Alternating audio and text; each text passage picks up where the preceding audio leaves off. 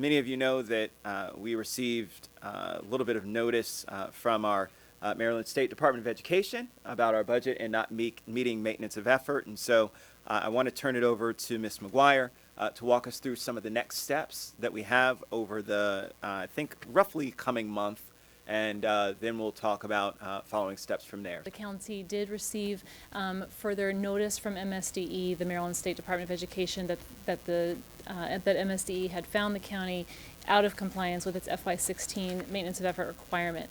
Because all of these events took place while the council was on recess, while of course council members have been individually informed of some of these issues, the committee did want to have sort of a one catch-up briefing to be sure that everyone understood what developments had occurred. So what's in the packet really is just a brief overview of the events leading up to and following that notification, and I'll just hit some of the highlights briefly. The issue related to the county's maintenance of effort relates to the issue of non-recurring costs. And I know we don't want to get too much in the weeds, but just very briefly, the maintenance of effort law does contain a provision that certain non-recurring costs, once certified by the state, can be excluded from the maintenance of effort calculation. As with many aspects of the state law regarding education funding, there are some issues in how that's implemented that are unclear. And so what happened was that when we all, including MCPS staff, county staff, OMB, and council staff, were trying to work through how to apply this portion of the law to the FY16 maintenance of effort requirement, we were confronted with some of these confusing issues in the law.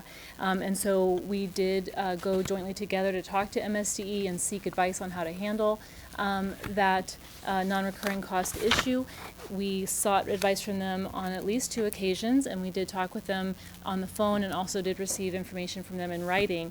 And on both of those occasions, MSDE did tell us that we should go ahead and remove the non-recurring costs from the maintenance of effort calculation. We will wait and see what the decision is. Nonetheless, of course, it is of great concern to me that not being very clear with regards to the process and the parameters of such process as local jurisdictions try to find out and clarify and seek guidance from the entity that is in charge of making these determinations.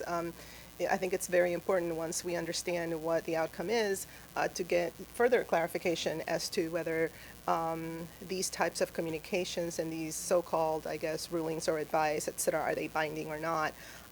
It's of great concern. I mean, we are all going through difficult fiscal times, and to have given assurances that this is definitely the way to go and that everything is fine, et cetera, and we proceed that way. It's a big process. Very difficult to then come back and have to re-examine all of this. So I think that piece in terms of process is very important, and I think it will serve also other jurisdictions to know whether one can rely or not on a particular decision or advice, et cetera, that is given both in writing and verbally, et cetera. Okay. All right. Well, thank you very much. I thank you to the board, and we look forward to continuing to work with you as we figure out the best way to resolve the situation. So thank you.